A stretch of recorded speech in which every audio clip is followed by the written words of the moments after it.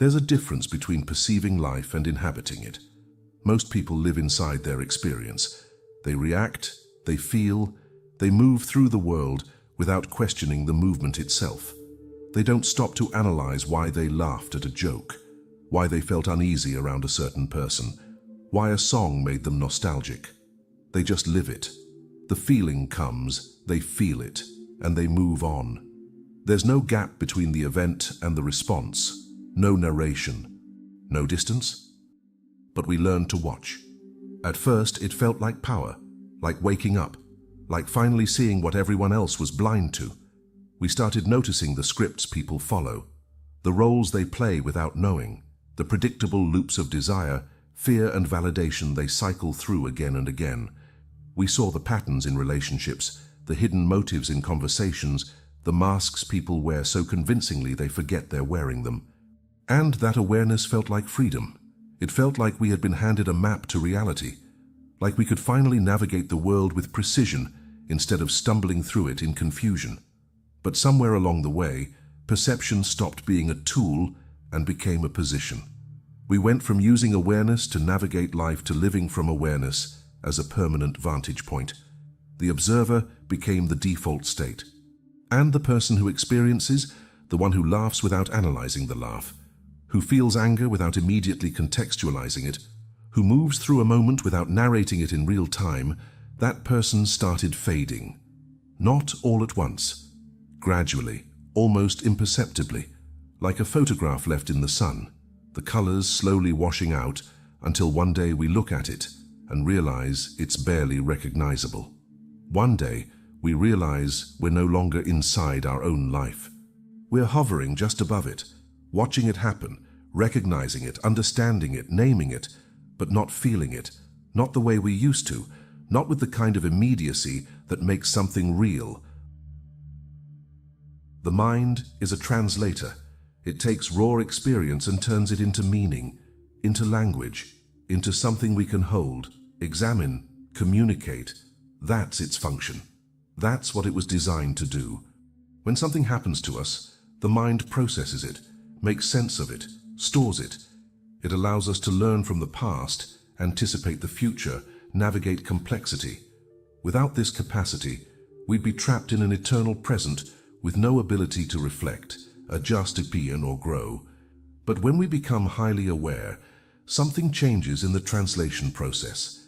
The mind stops translating after the experience. It starts translating during it.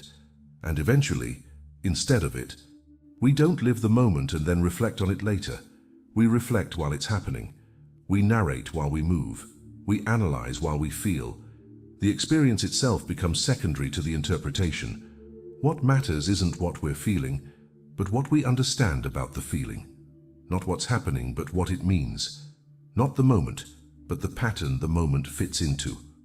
Shakespeare wrote in Hamlet, "There is nothing either good or bad, but thinking makes it so." He was right. The mind shapes reality through interpretation, but he didn't mention what happens when thinking never stops, when the interpreter never rests, when every sensation is immediately processed, labeled, contextualized, filed away before it even has a chance to land. What happens is this: the self splits. There's the self that experiences, and there's the self that watches the experience. And slowly, quietly, without us noticing, the watcher takes over. We stop being the person at the dinner table and become the one analyzing why everyone's laughing, what social function the laughter serves, what it reveals about group dynamics and individual insecurities. We stop being the one feeling attraction and become the one noting the biological drivers, the psychological patterns, the social conditioning that's producing the feeling. We stop being the participant and become the narrator of our own life. And narrators don't feel things deeply. They describe them, they observe them. They remain at a safe distance so they can see the whole picture, capture the full context, understand the complete pattern. In the brain, there's a constant exchange between the regions that generate emotion and the regions that interpret it. When we're fully present, this exchange is balanced. We feel, we notice the feeling, we respond. But in a state of chronic observation, the interpreting regions become dominant. They don't just process experience, They preempt it. The feeling hasn't even fully formed yet, and already the mind is explaining it, categorizing it, draining it of its immediacy. We end up living one step removed from everything, always watching, never quite inside. Spontaneity requires a kind of trust. Trust that it's okay to act without knowing the outcome, to speak without rehearsing, to feel without understanding why, to move through the world with a certain amount of surrender to the moment, to impulse, to the unpredictable flow of living. But awareness destroys that trust, not maliciously, not deliberately, just inevitably. Because once we see how many things can go wrong, how many ways a moment can be misinterpreted, how many consequences ripple out from a single choice, it becomes almost impossible to act without hesitation. We see too many possibilities, too many angles, too many layers beneath the surface. The body wants to move, but the mind wants to analyze the movement first. The heart wants to respond, but the mind wants to predict the response's impact. The impulse rises, and immediately the observer steps in. Is this appropriate? What will this reveal about me? What are the social implications? What pattern am I repeating? What vulnerability am I exposing? And in that gap between impulse and action, life leaks out. The moment passes, the opportunity closes, and we're left standing there, watching it go, fully aware of what just happened, but unable to stop it. We become people who think about laughing instead of laughing, who consider whether to share a thought instead of sharing it, who feel the pull towards something, someone, some experience, and immediately start evaluating whether that pull is wise, justified, aligned with who we believe we should be. Spontaneity starts to feel reckless, dangerous, childish even. We tell ourselves we're being thoughtful, measured, conscious, and we are. But we're also suffocating the part of us that knows how to live without permission from the mind. There's a reason children seem so alive. It's not because they're innocent or naive. It's because they haven't yet learned to observe themselves. They don't watch themselves play. They just play. They don't monitor themselves while they laugh. They just laugh. The experience and the experiencer are still one. But we've split. And the more aware we become, the wider that split grows. Until one day, we realize we've become spectators in our own existence. Present, yes. Conscious, absolutely, but not alive. Not in the way that makes life feel like something worth living. There's a strange paradox that happens when we understand too much. The more context we have, the less impact anything has. The more we see the reasons behind things, the mechanisms, the patterns, the predictability, the less those things move us. Understanding was supposed to deepen our relationship with reality. Instead, it flattens it. We look at a situation that used to provoke strong emotion, anger, sadness, excitement, and now we just see the structure. We see why it's happening. We see the psychological drives, the social conditioning, the evolutionary programming, and somewhere in that seeing, the feeling dissolves. Someone betrays us, and instead of rage, we feel a kind of tired recognition. Of course they did. People protect themselves. People act out of fear. People prioritize their own survival, their own comfort, their own story. We see it so clearly that we can't even be surprised anymore.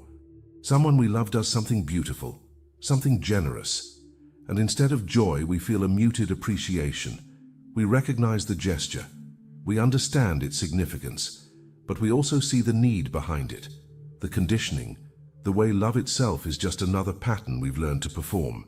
Nothing is pure anymore. Nothing is simple. Everything comes with layers of interpretation that drain it of its emotional charge. This is what awareness does when it becomes total. It contextualizes everything. And when everything is seen in context, nothing is felt in intensity. We become people who understand suffering but don't quite feel it, who recognize beauty but aren't moved by it, who see love, grief, anger, fear, and simply note them as predictable responses to predictable stimuli. The world starts to feel distant, not in a painful way, just in a way that makes everything seem slightly less real, slightly less urgent. Like we're watching a film we've already seen, and even though we know the plot is supposed to be dramatic, we can't quite forget that it's just a film. The brain is designed to respond to novelty, to threat, to reward. These are the things that spike our emotional systems, that make us feel alive. But when we've seen the same patterns repeat enough times, when we've understood the formulas behind human behavior, when we've mapped the territory so thoroughly that there are no surprises left, those systems start to quiet. Not because we're damaged, not because we're broken, but because the brain stops responding to what it perceives as redundant information. We've figured it out, and once something is figured out, it stops mattering in the same way. We're left in a state of calm detachment that we once thought was wisdom, and maybe it is, but it's also a kind of death. We rarely admit why we became aware in the first place. We frame it as evolution, as growth, as the natural progression of a curious mind. We tell ourselves we wanted to understand reality more deeply, to see through illusions, to live with greater clarity, and perhaps that's partially true. But there's another story underneath, a quieter one. Awareness didn't emerge from curiosity alone. It emerged from necessity, from pain, from the need to make sense of a world that felt unpredictable and unsafe. Somewhere in our past, we learned that being caught off guard hurts, that trusting without understanding leaves us exposed, that moving through life without a map means stumbling into the same traps repeatedly. So we built one. We started paying attention, noticing patterns, reading between lines, anticipating outcomes before they arrived. And it worked. The more we understood, the less we were surprised. The less we were surprised, the less we were hurt. Awareness became our way of staying one step ahead of chaos, a system of prediction that promised us we'd never be blindsided again. What we didn't realize was the cost.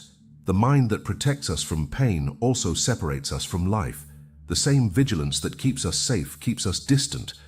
We can't observe and participate at the same time. We can't analyze a moment and be inside it. So we made a choice, often without realizing we were making it. We chose safety over presence, distance over intimacy, understanding over experience. And for a while it felt like the right choice. It felt like power. But now we're here, standing outside our own life, watching it unfold with perfect clarity and zero urgency. Shakespeare wrote in Macbeth, "Present fears are less than horrible imaginings." He understood that the mind, left unchecked, creates suffering where none exists.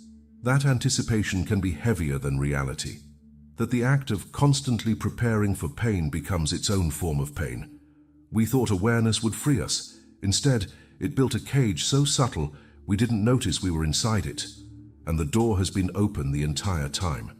We just forgot that walking through it was allowed. Philosophy seduces us because it promises depth without danger. We can sit with an idea for hours, turn it over, examine it from every angle, feel the weight of it in our minds, and it feels like we're doing something profound, like we're engaging with existence at the highest level. We read about suffering instead of sitting with our own. We contemplate the nature of love instead of risking it. We analyze the human condition from a comfortable distance, mistaking the map for the territory, the concept for the thing itself. At some point, we crossed a line. The question stopped being, "How do I live well?" and became, "What does it mean to live well?" The shift is subtle, but the consequences are total. One is an active pursuit. The other is an intellectual exercise. One requires us to move, to choose, to risk, to fail, to try again. The other requires us to sit and think. And thinking, for minds like ours, is infinitely easier than living. We've become experts at constructing meaning while the moments that could have held meaning slip past us, unnoticed, unlived. Shakespeare's Hamlet understood this better than most. He stands on stage and paralyzed, while everyone around him acts, suffers, loves, dies. He knows too much. He sees every consequence, every moral complexity, every reason to hesitate. His mind is brilliant. His life is frozen. And in the end, the tragedy isn't that he fails to act. The tragedy is that he spent so much time thinking about life that he forgot he was alive. We recognize him because we are him, standing in the middle of our own existence, narrating it, interpreting it, understanding it perfectly, while it happens to someone else. Or at least, that's how it feels. The brain treats imagination and memory almost identically to lived experience. The neural patterns overlap. This is why we can get lost in thought for hours and feel like we've been somewhere, done something, experienced something real. The mind doesn't know the difference between vividly imagining a conversation and actually having it, between conceptualizing an experience and living through it, so we stay in our heads. We philosophize and we theorize. We construct elaborate frameworks of meaning, and the mind rewards us for it. It feels productive. It feels deep. It feels safer than stepping into the mess of actual living, where nothing is controlled, nothing is predictable, and meaning doesn't arrive pre-packaged. We've mistaken the menu for the meal, and we're sitting here, starving, convinced we've already eaten. We can't go back. That needs to be said clearly. There's no return to innocence, no way to unsee what we've seen, no pill that erases understanding and drops us back into the blissful ignorance we imagine everyone else lives in.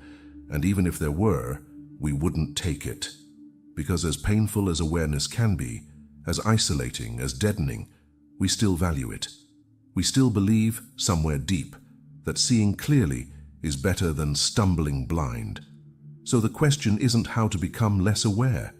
The question is how to stop letting awareness replace living. The shift we're looking for isn't dramatic. It's not a revelation. It's not a technique. It's a repositioning. Right now, the observer runs the show. It sits at the center of our experience, filtering everything, translating everything, controlling everything. The part of us that simply exists, that feels, that moves without asking permission, has been pushed so far to the edges that we've almost forgotten it's there. What needs to happen is a quiet reversal. The observer doesn't disappear. It steps back. It becomes what it was always meant to be, a tool, not a master, a support system, not a replacement for experience. This happens in moments, not in grand transformations. We notice the impulse to interpret, and we pause. Just for a second, we feel something rising, anger, joy, sadness, and instead of immediately asking why, we let it rise. We don't suppress it, we don't indulge it, we just let it exist without turning it into a story. Someone says something to us and we respond, not from analysis, not from prediction, but from whatever is actually present in that moment. We walk outside, and instead of thinking about the weather, the temperature, what it reminds us of, we just feel the air. That's all. No narrative, no meaning. Just the sensation of being in a body that still knows how to sense. The body is the only part of us that hasn't learned to lie. The mind constructs, the mind anticipates, the mind interprets, revises, projects. But the body only knows what's happening right now. It knows the tension in our shoulders, the tightness in our chest, the way our breath shortens when we're anxious and deepens when we're calm. It holds the truth we've been talking around for years. We don't need to force presence. We just need to notice where presence already is. In the weight of our hands, in the rhythm of our heartbeat, in the simple, undeniable fact that we are here, in this body, in this moment, whether we're paying attention or not. We don't have to choose between awareness and aliveness. That's the false binary we've been operating under, the belief that to feel deeply, we have to think less, that to be present, we have to shut the mind down. We don't. We just have to let the mind return to its place, behind experience, not in front of it, supporting the moment, not suffocating it. The awareness remains, the clarity remains, but it stops being the entire story. And when that happens, when we let ourselves live first and understand second, something we thought we'd lost forever starts to come back. Not loudly, not all at once, just a flicker, a pulse, the faint, unmistakable feeling of being alive. We treat awareness like a destination, like the final stage of human development, like once we've seen through the illusions, understood the patterns, recognized the mechanisms, we've arrived somewhere complete. But that's a misunderstanding. Awareness isn't the end of anything, it's a threshold, a doorway we were never supposed to live in. We were supposed to pass through it. There are those who never reach this doorway. They live their entire lives inside the room they were born in, surrounded by the beliefs they inherited, the stories they were told, the roles they were assigned. They're participating. They're alive in a way we've forgotten how to be. But we left that room. Something in us needed to see what was on the other side. So we walked to the edge, we opened the door, and we saw. We saw the machinery, the scripts, the patterns, the predictability, the falseness, the beauty, the tragedy. We saw it all, and it changed us. But seeing isn't the same as arriving. The doorway was never meant to be a stopping point. It was meant to be a passage. We were supposed to look, to understand, to integrate what we learned, and then to step through, to return to life, not as we left it, but with everything we now know, to participate again, but consciously, to feel again, but with clarity, to live again, but without the illusions that once controlled us. Instead, we stopped. We stood in the doorway. And we've been standing there ever since, looking back at the room we left, looking forward at the vastness beyond, but refusing to move in either direction. Shakespeare saw this in his own way. In The Tempest, Prospero spends years mastering magic, controlling the elements, bending reality to his will. He becomes powerful, untouchable. But in the final act, he breaks his staff. He gives up his magic. He returns to the world as a man, not a sorcerer. And that's the moment he becomes free. The power wasn't the point. The control wasn't the destination. It was something he had to pass through in order to arrive at something deeper. We're standing where Prospero stood before he broke the staff, holding on to awareness like it's our power, our identity, our defense, and we're afraid that letting go means losing everything we've become. But we haven't lost anything. We never did. The life we think we're separated from remains here. It's been here the entire time, waiting, not demanding, not judging, just existing, the way it always has, in the moments we're too distracted to notice, in the conversations we're too guarded to enter, in the experiences we're too careful to allow. The transition we're avoiding isn't complicated. It doesn't require a system, a practice, a philosophy. It just requires a decision to stop standing in the doorway, to stop observing from the threshold, to step through, not back into unconsciousness, forward into something we don't have a name for yet, a way of living that holds both awareness and presence, both clarity and feeling, both understanding and aliveness. We've been treating awareness like the answer, like the place we were trying to reach, but it was never the answer. It was the question. And the question was never, how do I see more clearly? The question was, now that I see clearly, how do I live? We don't have to figure it all out right now.